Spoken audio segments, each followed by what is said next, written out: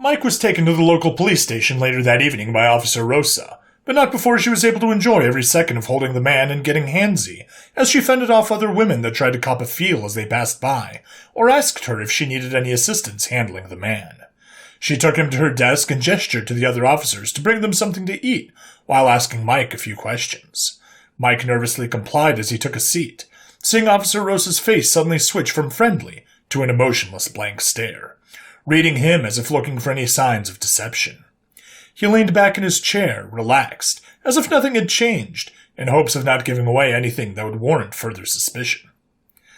"I had a wonderful time in the capital, especially since I had a fine woman like you by my side," Mike said, in the hopes of breaking Rosa's serious mood. Given what he already knew about the gender imbalance in the world, he figured flirting or seducing her would be the best course of action in easing the tension that he was in. Rosa still seemed unfazed, maintaining her blank, emotionless stare. She leaned forward, eyeing him inquisitively.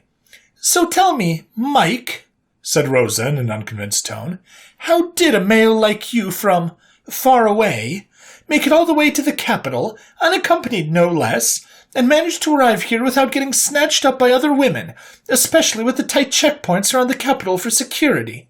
Surely it would cause a commotion that a man in his early 200s was traveling alone." "Is a man not free to go where he wishes? The women on the checkpoints must be bummed out that they're on duty away from the festivities.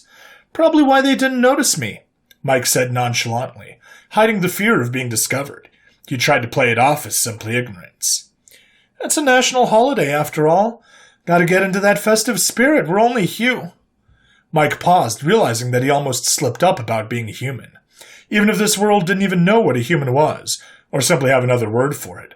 Rosa's pointy ears twitched for a split second. Mike composed himself, pretending to cough. "We're only elves, after all." Mike hoped the human saying translated well into this world. He tried to ease the tension and smiled at Rosa. "What do you say for a gentlewoman such as yourself to escort me back to my hotel?" He gently put his hand on top of hers. "It's getting late, and with you escorting me, I'm for sure will be safe in your hands." Rosa's ears drooped down and blushed for a moment, breaking the serious face she was shown before. She placed her other hand on top of his. She smiled from ear to ear from what she assumed Mike insinuated. A man initiating a woman in lovemaking was so absurd in this world that it was collectively agreed by all the races that had dwelt in the realm of fantasy. A fantasy made into a reality which Rosa couldn't believe was happening to her, of all people. She couldn't help but involuntarily giggle for a moment. Seeing her in an ecstatic state, Mike internally sighed in relief while smiling at Rosa. "Thank God that distracted her," Mike thought to himself. Rosa stood up with a smile on her face. "I fully agree, Mike. It's been a long day. I should escort you to your hotel. Let's go." Rosa held Mike's hand and gestured to him to walk with her to get out of the station.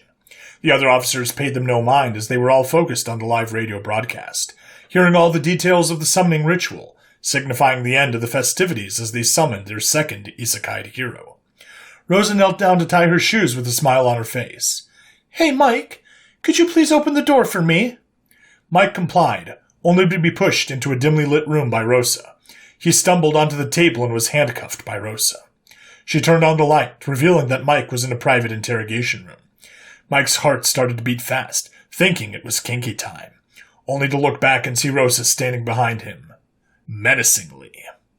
She slapped his ass hard with a smirk as she walked past him to sit across the table from him.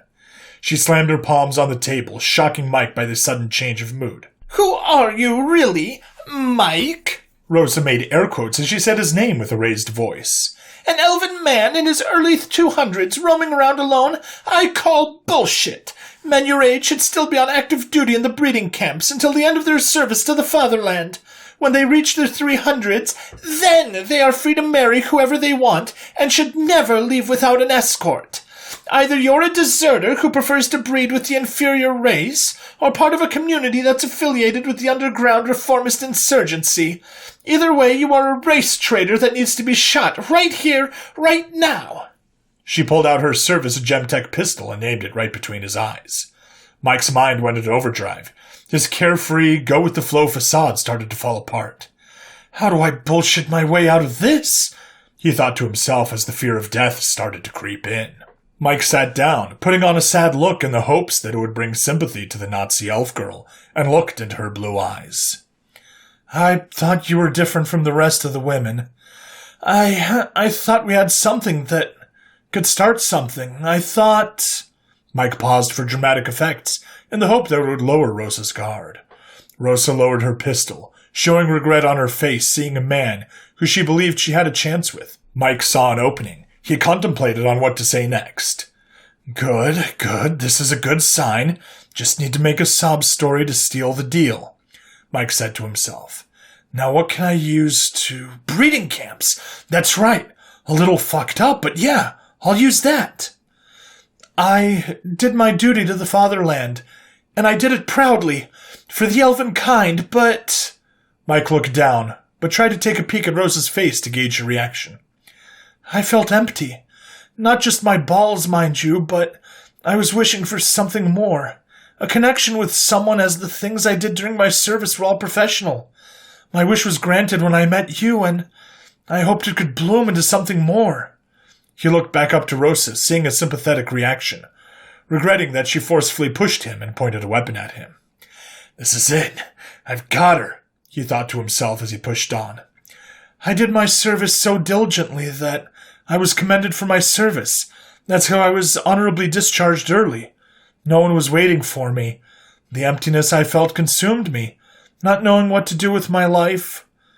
Service to the fatherland is all I know, so I walked aimlessly until I stumbled here. Mike then looked up and tried to make the sad puppy eyes, only to see Rosa staring back, cold and emotionless with a hint of anger underneath. Rosa pulled the drawer under the table, grabbed a folder, and slammed it on the table, exposing the documents within it. Bullshit! Rosa screams out in a fit of rage. There's no such thing as an early discharge. You serve your years from the age of 150 until you're 300. Even then, you would be escorted by the military upon the end of your service, and the state shall assign you to the wife or wives of your choosing from a predetermined list before meeting them. Mike was startled by the revelation on how things worked in Elfica. The conversation was getting out of hand, and he needed to recover the situation before it escalated further. He thought harder on how to reply to de-escalate the situation, and analyzed Rosa's previous statement. Okay, Mike interrupted Rosa, gesturing to her to stop. He inhaled deeply and sighed, hoping the gesture would be convincing enough for her to show he was only about to come clean. I went AWOL, but that's exactly why I left. Being only constricted to choose a life partner from a predetermined list, it takes away the beauty of... Rosa slammed her palm on the folder, interrupting Mike's attempt to talk his way out of the situation. Your name's not on the list! She took a document from the folder. You're not on the list of this year's batch of men who entered their service. She tossed the document aside.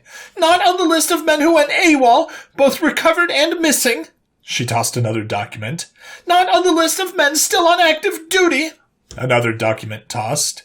Not even on the fucking census! She slammed the document, then leaned forward. So who the fuck are you? Or better yet, what are you? What am I? Mike asked in confusion. Sorry, what? Not following. Rosa touched Mike's face to inspect him. Last night, I was following you since a lone young man casually walking through the streets at night set alarm bells in my head. When I arrived at the hotel, I saw you speaking to the receptionist, and I saw your face in the reflection. It changed when you bent down. At first, I thought I was seeing things. I had to call the station for any list of mails and cross-referenced your name that I got from the hotel's ledger, and you're a complete unknown.